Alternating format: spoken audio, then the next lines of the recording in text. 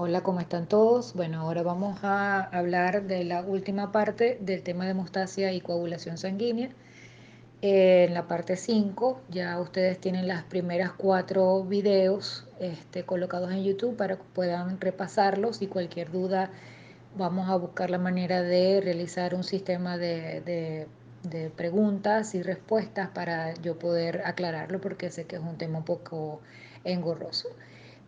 Sin embargo, les recomiendo el libro de Tres Guerres. Por allí fue donde saqué toda la información porque es uno de los libros más actualizados que se tienen ahora a la mano para poder estudiar este tema, que es un poco complicado. Bueno, comenzamos entonces hablando de la fibrinólisis. ¿Qué es la fibrinólisis? La fibrinólisis es un sistema totalmente contrario a los sistemas procoagulantes. En el sistema procoagulante nosotros adherimos las plaquetas, agregamos plaquetas, hicimos que ese trombo plaquetario o ese coágulo inicial se estabilizara, favoreciendo la formación de la fibrina, la cual que simplemente es una malla que le da mayor firmeza, adherencia y estabilidad al coágulo. Luego que ese coágulo se ha formado, nosotros necesitamos retirarlo del interior del vaso sanguíneo para restablecer la permeabilidad del vaso. De allí que entonces que la fibrinolisis es un sistema que tiene como función eliminar esos pequeños coágulos que se han formado en el sitio de la lesión para restablecer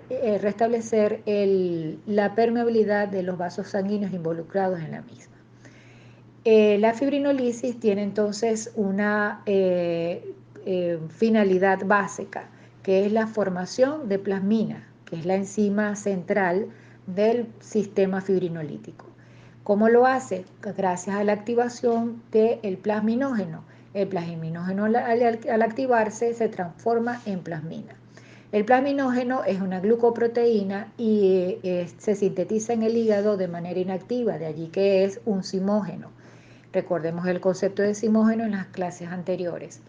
Al igual que los sistemas procoagulantes, este proceso de activación de plasminógeno a plasmina tiene activadores, tiene inhibidores, aceleradores, etcétera, del sistema, lo cual vamos a estudiar más adelante. Pero básicamente entonces la fibrinolisis es el proceso contrario a los sistemas procoagulantes en donde se produce suficiente plasmina a partir de plasminógeno y esta plasmina lo que va a hacer es a degradar, hidrolizar, es una proteasa de serina que hidroliza los puentes o la molécula de fibrina.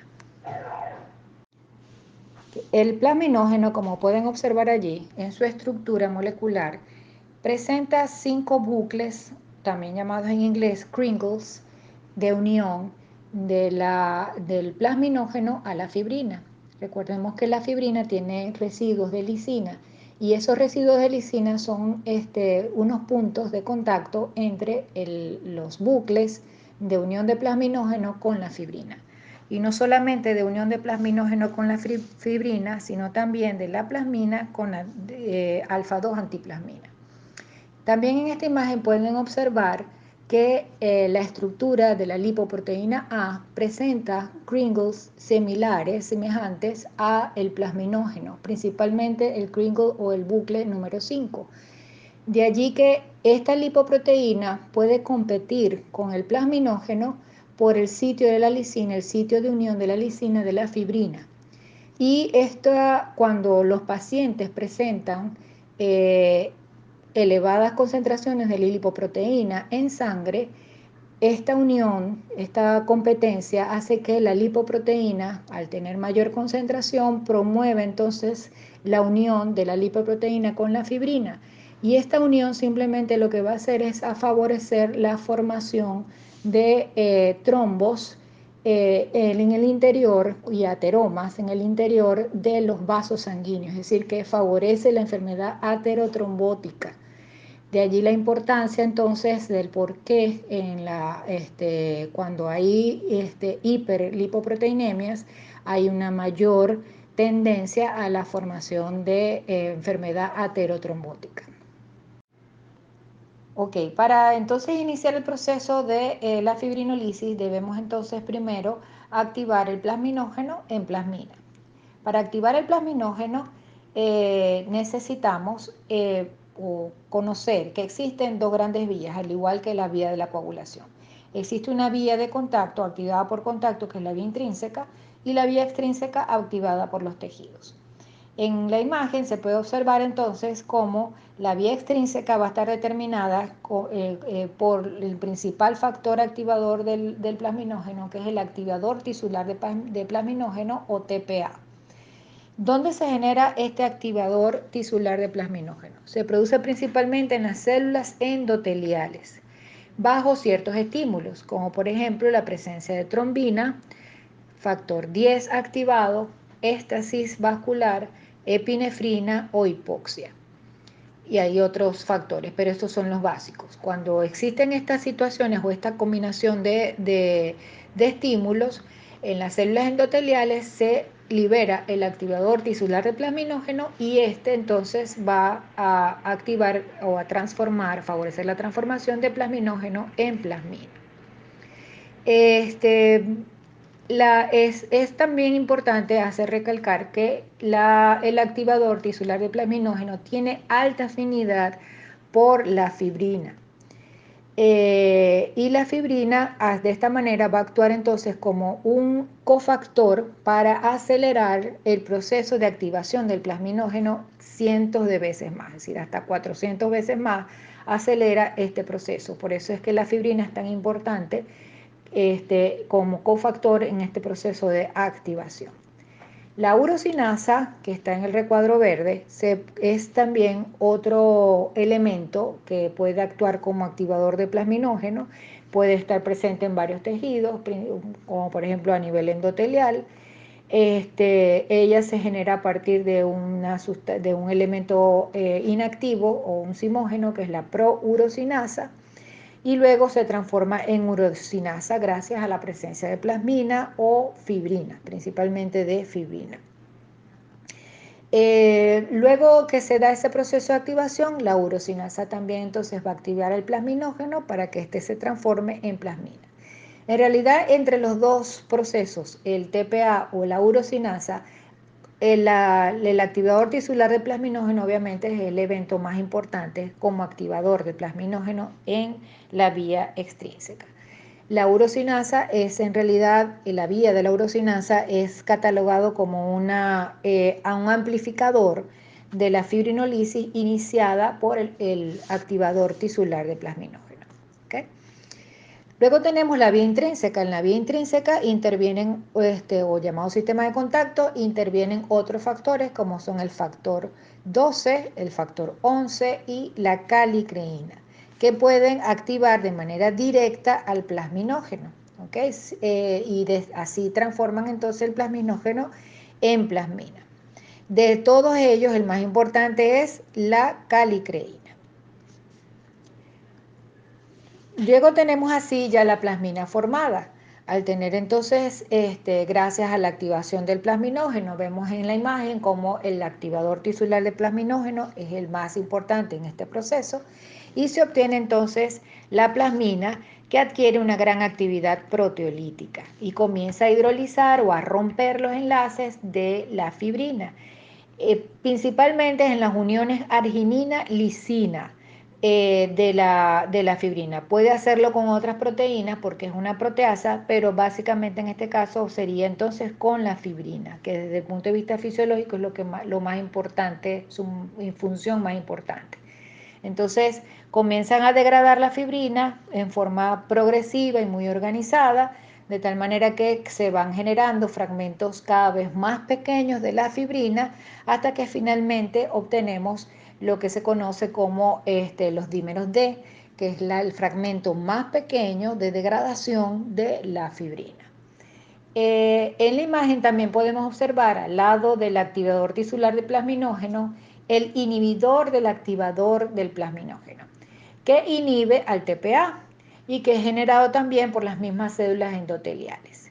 Vamos a ver ahora más adelante qué función tiene este inhibidor del factor tisular, del activador tisular de plasminógeno. ¿Okay?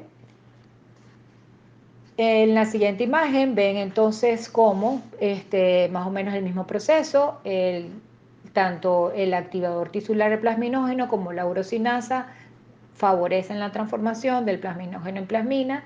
La plasmina actúa localmente en la zona donde está el coágulo, degradando la malla de fibrina a través del proceso de fibrinolisis, rompiendo las uniones arginina-lisina.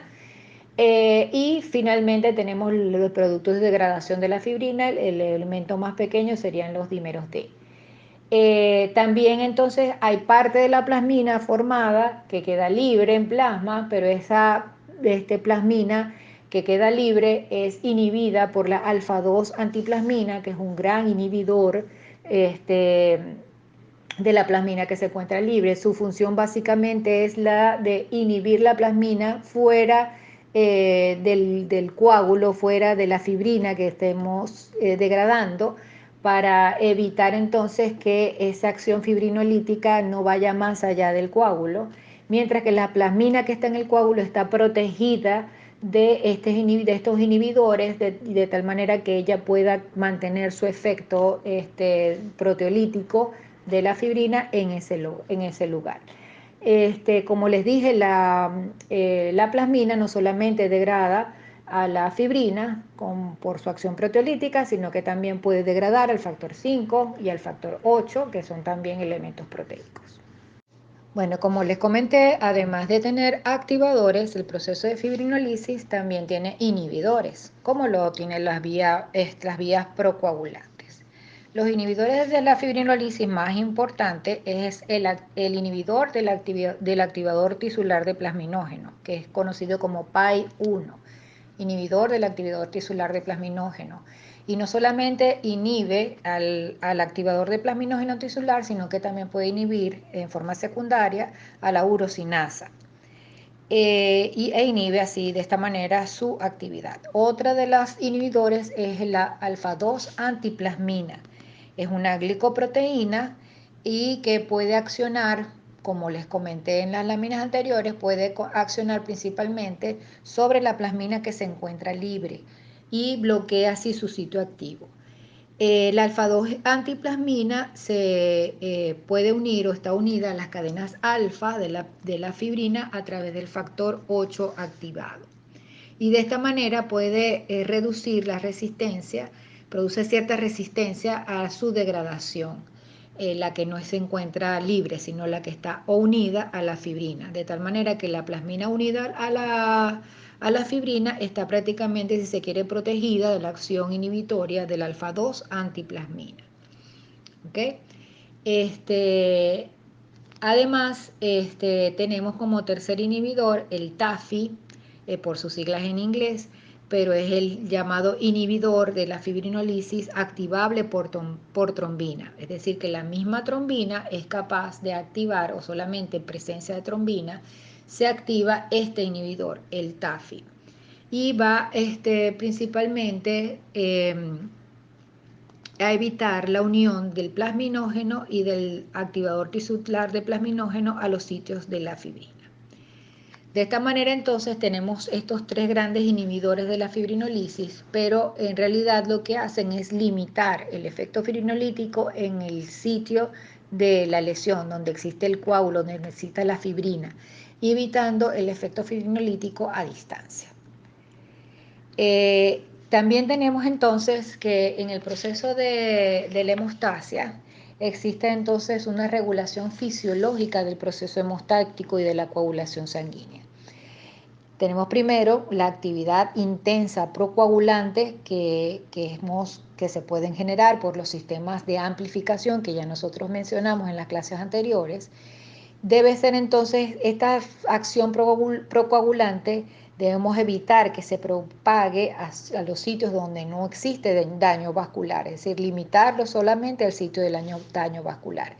Por eso pueden existir o existen reacciones antitrombóticas que pueden limitar también la acción procoagulante tanto en la fase plaquetaria como en la fase plasmática al sitio del daño vascular. Entonces, en la fase plaquetaria existen ciertos elementos que fisiológicamente el endotelio que fisiológicamente pueden inducir a esa función procoagulante solamente en el sitio de la lesión. Primero recordemos que en la fase plaquetaria, también llamada vascular plaquetaria, tenemos primero la participación del endotelio o del vaso sanguíneo con el fenómeno de vasoconstricción, ¿verdad? Entonces, este endotelio intrínsecamente, cuando está sano, cuando no tiene lesión vascular, es intrínsecamente antitrombótico. Es decir, que las plaquetas no estimuladas no se van a adherir a él. Además, recordemos que el endotelio vascular presenta en su interior, además de la lisura que normalmente tiene en estado sin lesión, tiene también cargas negativas que repelen a los elementos formes de la sangre, pero básicamente a las plaquetas, para que éstas estén en el centro del flujo sanguíneo sin contacto con el endotelio. Además, las células endoteliales son capaces de sintetizar y liberar una serie de sustancias, de compuestos que tienen propiedades antiagregantes y antiadhesivas plaquetarias. Entre ellas tenemos el óxido nítrico. Recordemos que el óxido nítrico es un potente vasodilatador, además que inhibe tanto la adhesión como la agregación plaquetaria.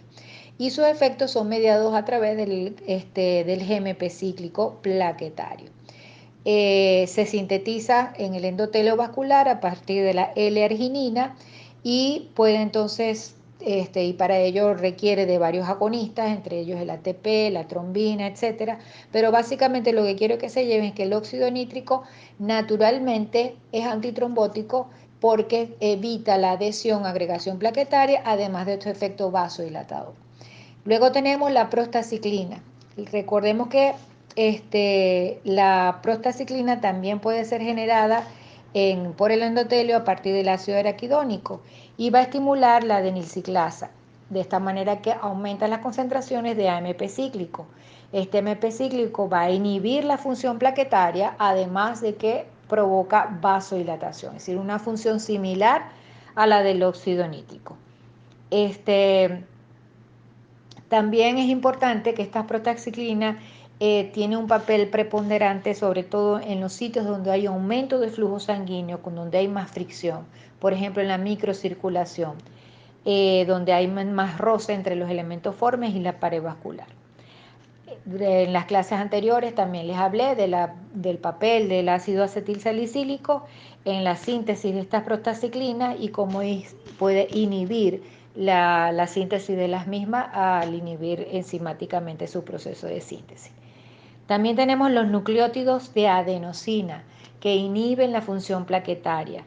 El endotelio en su superficie tiene enzimas que son capaces de metabolizar el ADP para obtener entonces AMP y adenosina. Entonces la adenosina generada a partir de este endotelio puede tener una función inhibidora plaquetaria.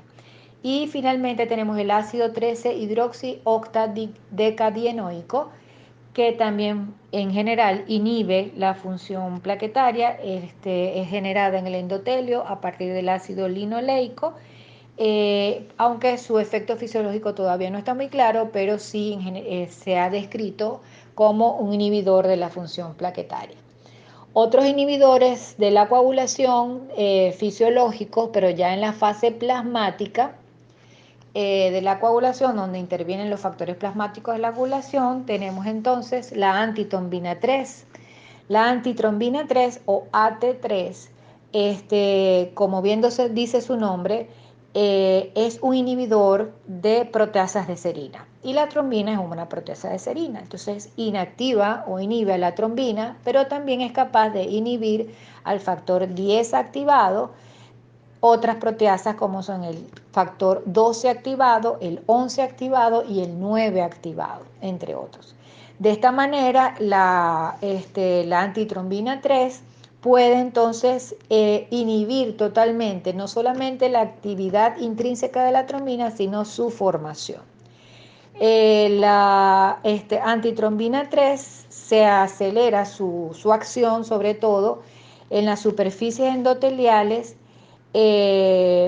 sobre todo en la superficie endotelial donde tenga contacto con moléculas de glucosaminoglicanos como en el heparansulfato, ya que sirve de cofactor. Otro sistema es el sistema trombomodulina, proteína C y proteína S, que es un sistema que combina estas tres moléculas. La trombomodulina es una proteína integral de las membranas de las células endoteliales y va a formar complejos con la trombina. ¿Qué hace esta unión de la trombomodulina con la trombina? Elimina más rápidamente la trombina, es capaz de disminuir sus efectos procoagulantes y aumenta la actividad de la proteína C, que es uno de los elementos de este sistema. La proteína C es un zimógeno que se sintetiza a nivel hepático y es un elemento vitamino K dependiente, es decir, depende de la vitamina K. Y esta proteína C, al generarse como ser vitamino K dependiente, tiene residuos GLA, y al tener residuos GLA, pues posee cargas negativas, de tal manera que puede identificar también los fosfolípidos aniónicos o los receptores endoteliales, de tal manera que pueden ubicarse en los sitios esa proteína C se va a ubicar en los sitios de el reposo o el depósito de los complejos de activación del sistema procoagulante. La proteína C es capaz de inactivar entonces el factor 5 y el factor 8 activados.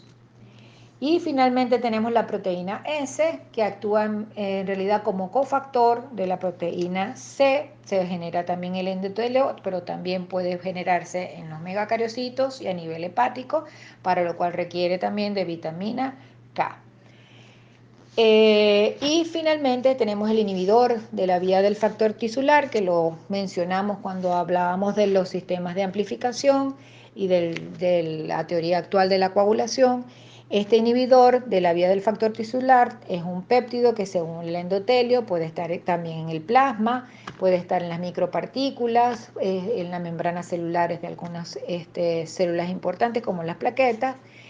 Y esta es capaz de inhibir tanto el complejo, el factor tisular, factor 7 activado, y también al factor 10 activado, de tal manera que al inhibir estos dos grandes elementos, se inhibe de manera importante la formación de la trombina.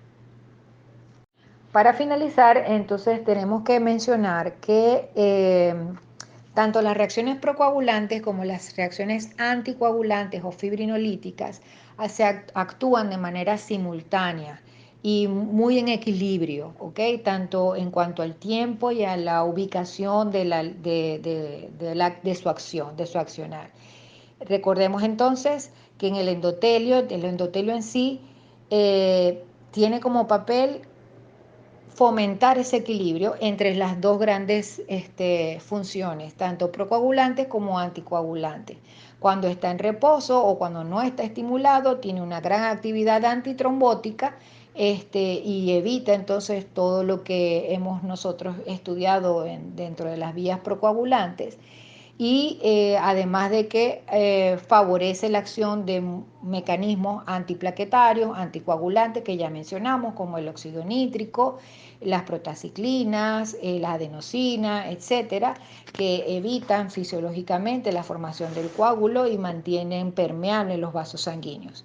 Por otra parte, cuando hay un daño vascular, no solamente estas reacciones antitrombóticas que nosotros hemos descrito ya al final de la clase, se suprime todas estas funciones antitrombóticas, tanto en la fase plaquetaria como en la fase plasmática, sino que también hay un aumento de la actividad procoagulante. Entonces comienzan las plaquetas a activarse, comienza el endotelio a expresar el factor von Willebrand, a expresar las plaquetas proteínas adhesivas, se expresan los fosfolípidos aniónicos y el factor tisular, por supuesto, y comienzan entonces de manera secuencial los factores de la coagulación plasmáticos a activarse en forma de complejos que finalmente van a tener como objetivo la formación de la trombina, con la cual va a convertir el fibrinógeno en fibrina, ¿ok?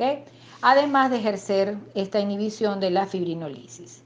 Entonces, el trombo, la formación de este trombo va a suceder o se presenta solamente en el sitio de la lesión vascular y no se extiende, no va a ir a ninguna otra parte del sistema, ¿no? Ya que el endotelio que se encuentra alrededor del sitio de la lesión, en el resto del endotelio vascular, está indemne, está sano y por lo tanto tiene propiedades antitrombóticas, de tal manera que el trombo solamente vamos a encontrarlo allí en el sitio de la lesión. Pues se preguntarán entonces algunos también que he mencionado que esas vías procoagulantes también se pueden activar sin que exista lesión vascular, pero una lesión vascular como quien dice física, que haya una herida.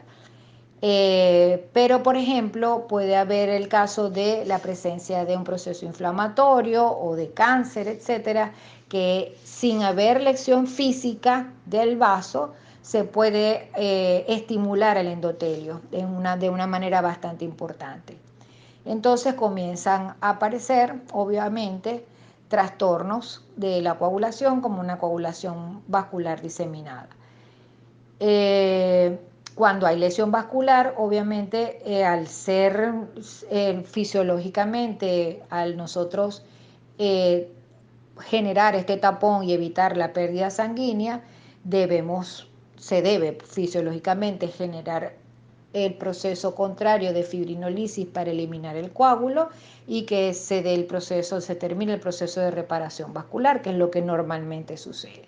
¿Okay? Lo importante es que se entienda que estos sistemas procoagulantes se limita siempre, y fibrinolítico también, estos dos sistemas se limitan a accionar solamente donde se requiere, donde hay lesión vascular, manteniendo el resto del sistema circulatorio, la sangre de manera fluida.